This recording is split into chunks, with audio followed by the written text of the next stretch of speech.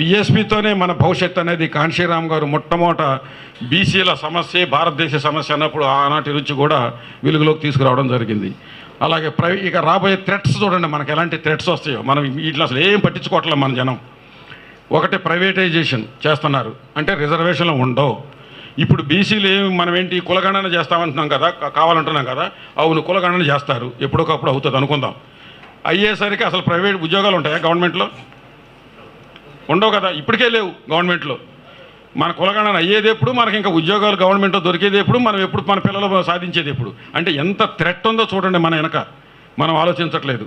రిజర్వేషన్లు ఉండవు, ఉద్యోగాలు ఉండవు, ఆర్థిక సంక్షోభం ముదురుతుంది. ఎందుకు? అంబానీ అదానీ మాత్రమే కొనేశారు భారతదేశాన్ని, కొంటున్నారు, మిగిలింది ఇంకా ఇంకా ఇంకా కొంటారు. ఎవడు ఉండడు వాళ్ళిద్దరికే. అంటే చివరికి ఏంటంటే బ్రిటిష్ వాళ్ళు కంపెనీలు కొని మన స్వరాజ్యం లేక మనకి ఎలా ఆక్రమించుకున్నారు దేశాన్ని, వీళ్ళిద్దరు పంచుకుంటారు దేశాన్ని. మళ్ళీ వెనక్కి వెళ్తున్నాం అనమాట.